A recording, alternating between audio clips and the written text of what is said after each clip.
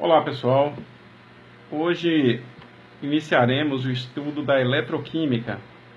A eletroquímica é uma parte da química que estuda todas as reações que envolvem transferência de elétrons, né? Então, dentro desse conceito, nós vamos abordar as reações que têm transferências de elétrons, reações que sofrem oxidações e reduções, né? Vamos abordar também o conceito de pilhas e as reações que envolvem as pilhas, né? E por último nós falaremos também da eletrólise, né? Onde uma reação, ela, através de adição de energia elétrica, você faz o sentido contrário da pilha, ok? Então, para isso, eu preparei algumas definições que vão ajudar a gente a abordar esse assunto.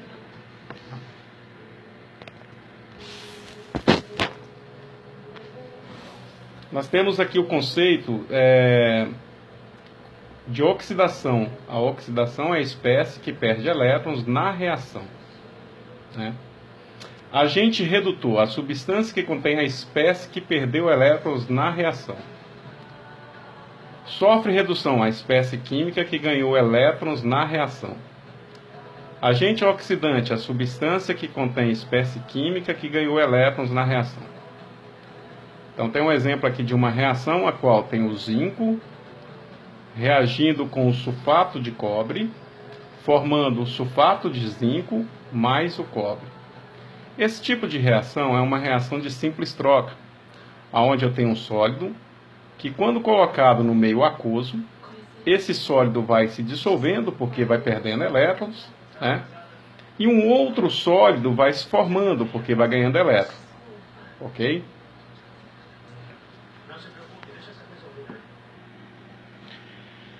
Nesta reação nós temos o zinco sólido reagindo com o sulfato de cobre, formando o sulfato de zinco mais o cobre. Note que a espécie zinco, ela tem um estado de oxidação zero. O que significa isso? Que o zinco nem ganha nem perde elétrons quando está sozinho. Então, uma definição que a gente pode ter é que uma espécie química, uma única espécie química, ela não perde nem ganha elétrons. Então, nesse caso aqui, o zinco, o estado de oxidação é zero. Mas ao entrar em contato com uma solução de sulfato de zinco, de sulfato de cobre, o zinco começa a perder elétron. Então, nessa reação, o zinco sai do estado zinco zero, né, zinco sólido, e vai para a formação do sulfato de zinco, a qual esse zinco que tinha o estado zero passa a ter agora um estado 2+ de oxidação. O que significa isso? É que esse zinco agora perdeu 2 elétrons. Então o zinco perde elétrons, então portanto ele sofre oxidação, e ao sofrer oxidação ele provoca no outro uma redução. Então ele é um agente redutor do outro, da outra espécie, da outra substância, ok? O sulfato de cobre. Note que o sulfato de cobre, o cobre, quando está com sulfato, ele tem um estado de oxidação 2+, significa que nessa substância ele perde 2 elétrons, né? E quando ocorre essa reação, esse cobre vai ficar sozinho, então ele vai para um estado de oxidação zero, então ele sai de 2+ e vai para zero, e significa que ele está ganhando 2 elétrons. Lembrando aí que o conceito, né, elétrons são cargas negativas, então à medida que ele ganha elétrons, ele vai deixando de ser positivo, né, para ir para o estado zero ou um estado negativo, ok? Então o cobre nessa reação ele ganha elétrons, portanto ele sofre redução, então redução é toda espécie que ganha elétrons, e ele provoca no outro uma oxidação, então ele passa a ser um agente oxidante. Aqui no canto, nós temos a representação das semi-reações que ocorrem. O zinco do estado sólido vai para um estado aquoso, mas para isso ele tem que perder 2 elétrons. Está aqui os 2 elétrons. O cobre que está no estado aquoso, ganha esses 2 elétrons que vêm do zinco e vai para um cobre no estado de oxidação zero, formando um sólido embaixo. Então, se a gente fosse colocar isso daqui num becker, né, colocaria aqui uma solução de cobre, né, e nessa solução de cobre, colocaria aqui uma barra de zinco, né, e à medida que a gente coloca essa barra de zinco, com o passar do tempo, a gente observa que a barra de zinco começa a dissolver, né, começa a oxidar nessa solução. Ou seja, o zinco vai deixando de ser sólido e passa a ser aquoso. E aquele cobre que está na solução vai precipitando no fundo, formando um cobre sólido. Ok?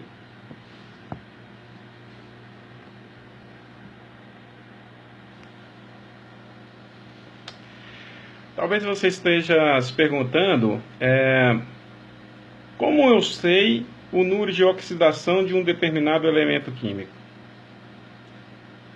Bom, o número de oxidação de um determinado elemento químico está na facilidade de ele estar perdendo elétron. Como os elementos químicos são diferentes, então esse estado de perder elétron também é diferente. Uns têm tendência a ganhar elétrons, enquanto outros têm tendência a perder elétrons. Então, baseado nisso, eu montei aqui no quadro uma tabela a qual alguns elementos químicos já têm um número definido de estado de oxidação, número de oxidação, que seria o número fixo dele estar ganhando ou perdendo elétrons. Então, começando aqui na primeira linha, eu tenho aqui o lítio, sódio, o potássio, o rubídio e o césio. Esses elementos estão na primeira coluna da tabela periódica. Então, se você pegar a tabela periódica e verificar aquela primeira coluna do lado esquerdo da tabela, você vai verificar essa fileira aqui, ó. Lítio, sódio, potássio, rubídio e césio. Eles têm tendência a perder elétrons, então o estado de oxidação deles é 1+. Para ficar mais fácil a memorização, foi criada uma regrinha aqui, ó. Li na capa da revista coisas, né? Li na capa da revista coisas. Então, esses elementos têm tendência a perder um elétron. A segunda coluna da tabela periódica tem lá o berílio, o magnésio, o cálcio, o estrôncio e o bário. Esse também é a segunda coluna da tabela periódica do lado esquerdo. Esses elementos têm tendência a perder 2 elétrons. Para memorizar, bebi magnésio na casa do senhor barão. A prata, né, o terceiro elemento aqui, tem tendência a perder um elétron. O zinco, como nós vimos na reação anterior, tem tendência a perder 2 elétrons. O alumínio tem tendência a perder 3 elétrons, né? O enxofre tem tendência a ganhar 2 elétrons, né? Aí vem os elementos não metálicos, né? Que é o flúor, o cloro, o bromo e o iodo. Esses têm tendência a ganhar um elétron, né? Quando você olha na tabela periódica, os elementos que estão mais à direita, né? A penúltima coluna à direita, está lá o flúor, o cloro, o bromo e o iodo. Esses elementos, eles têm tendência a ganhar elétrons, eles são mais eletronegativos, né? Então a tendência deles é ganhar elétrons. Então eles ganham um elétron. Para memorizar, fui claro, briguei e, né? Então esses elementos aí são os que ganham o elétron, né? Agora, observe o hidrogênio. O hidrogênio, eu posso ter 2 estados de oxidação, né? Quando ele está ganhando elétron e quando ele está perdendo elétron. E o oxigênio eu posso ter 4 estados de oxidação, ok? Então vamos analisar o primeiro caso. Hidrogênio como recebendo elétron, né? O hidrogênio ele recebe elétron toda vez que ele está ligado aos demais metais, né? Aos demais metais ele estará sempre recebendo um elétron, ok? Então se ele estiver ligado aos elementos que estão mais à esquerda da tabela, ele vai estar no estado de oxidação -1, né? Agora, quando o hidrogênio está ligado aos elementos que estão à direita, os não metálicos, né, ele tem tendência a perder elétrons para esses não metálicos. Então, eu tenho aqui à direita, se você pegar na penúltima coluna da tabela, eu tenho lá flúor, oxigênio, nitrogênio, cloro, bromo, iodo, enxofre, carbono e fósforo, né? E quando o hidrogênio está ligado a um desses elementos, ele tem tendência a ficar no estado de oxidação mais um. Ele vai perder elétrons, né? Então, nesse caso aí, o hidrogênio está perdendo elétrons. Para memorizar, fui ontem no Clube Brasil e só comi pão, né? E só comi pão. É uma forma de você memorizar a lista de elementos mais eletronegativos, né? Fui ontem no Clube Brasil e só comi pão. O hidrogênio, quando ele está ligado aos demais metais, por exemplo, ligado ao sódio, ligado ao bário, ligado ao estrôncio, né? Todos os elementos que estejam mais à esquerda da tabela periódica, que são os metais, ele vai estar arrancando elétron e por isso ele vai ficar no estado de oxidação -1, ok? Então aqui eu tenho o hidreto de sódio, nesse caso aqui o hidreto está -1. Vamos à análise agora do oxigênio. O oxigênio, de regra geral, ele sempre vai estar no estado de oxidação quando ele está formando um composto.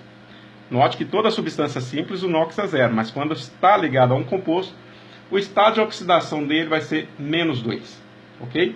Na maioria. Exceto quando ele estiver formando um peróxido, né? Nesse caso aqui, peróxido de hidrogênio, né? Ou água oxigenada, né? Se você analisar o oxigênio aqui, o estado de oxidação dele é -1, tá? Guarde bem isso daí, porque isso cai nos concursos, no vestibular, porque são exceções, ok? Quando ele estiver ligado aos superóxidos, né? No caso aqui, o tetraóxido de potássio, né? Óxido de magnésio, né? Nesse caso aqui, ele vai estar no estado de oxidação -0,5, tá? E tem momentos que o oxigênio pode estar também perdendo elétron. Mas em qual momento? Só quando ele estiver ligado ao flúor. Nota aqui, ó, nessa tabelinha que eu falei para você da eletronegatividade, o único elemento que arranca elétrons do oxigênio é o que está à esquerda, é o flúor. Então, se você memorizou isso aqui, você sabe qual é o elemento que arranca elétron do oxigênio, é o flúor. Então, fluoretos de oxigênio faz com que o oxigênio fique no estado -2 ou +1, ok?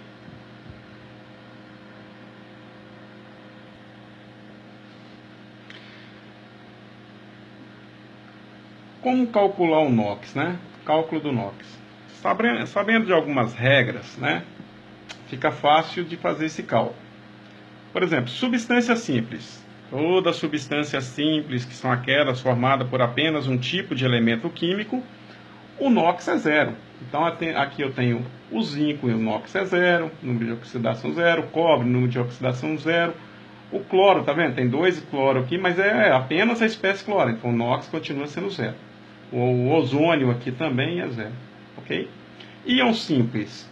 Os íons simples, o NOx é a própria carga. Então, se eu tenho lá um zinco 2+, então a carga é 2+. O cloro, se tiver cloro menos, então a carga, o NOx é 1-. O sódio 1+, então o NOx também é 1+. A prata 1+, então o NOx também é 1+. Então, os íons simples, o NOx é a própria carga. Substâncias compostas. A substância composta, né, a soma de todos os NOx tem que ser igual a 0, né? Então eu tenho aqui a água, né? E H2O. Olha, o oxigênio vale -2, o hidrogênio aqui vale 1. Quando multiplicado por esse 2 aqui embaixo, ó, 2 vezes 1 dá 2, 2 mais 2 vai dar 0, então dá 0, né? O sódio, eu tenho um sódio, eu tenho um cloro, então o cloro vale 1-, o sódio vale 1+, porque a soma tem que dar 0, ok? Aí lembra lá que para cada espécie eu consulto aquela tabela já explicada anteriormente. A prata eu tenho aqui cloreto de prata. Então, cloreto de prata, o cloreto é 1-, a prata é 1+, então eu tenho aqui o NOx somando tudo dá 0, né? O carbonato de cálcio, eu tenho aqui o cálcio 2+, né? O oxigênio eu sei pela tabela que vale 2-, então quando eu multiplico aqui, 3 vezes 2 vai dar -6, né? menos 6, então para dar 0, essa soma aqui tem que dar mais 6. Então o carbono aqui no meio está valendo mais 4. É muito simples fazer esse cálculo. Mas observe o seguinte, que a soma total tem que ser igual a 0. E observe que eu dei uma paradinha nesse composto aqui, carbonato de cálcio, porque é onde você vai ter que calcular qual é o NOx do elemento do meio. O carbono pode variar de NOx, ele pode variar mais 2, ele pode variar mais 3, ele pode variar mais 4, ele pode variar menos também, né? Então isso depende de quem está ligado a ele. Então, mas somando tudo tem que ser igual a 0, ok? Se você sabe quem está do lado, qual é a carga dele. Quem está do outro lado, qual é a carga dele, no do meio é fácil calcular, porque a soma tem que ser igual a 0. Tá?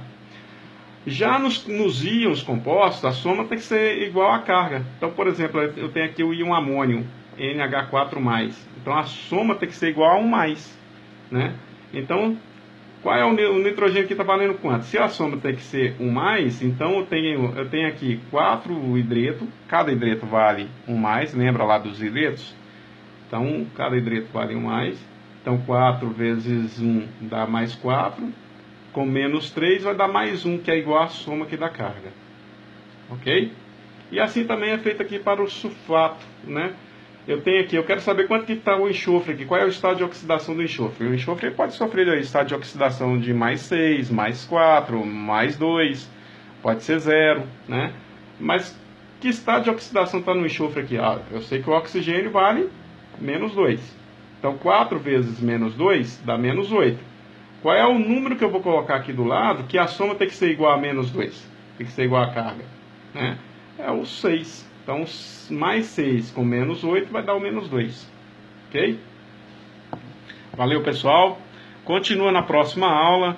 A gente vai falar na próxima aula sobre os balanceamentos de reações envolvendo as transferências de elétrons. A gente vai fazer o balanceamento através da contagem de elétrons na reação. Ok? Até a próxima. Tchau.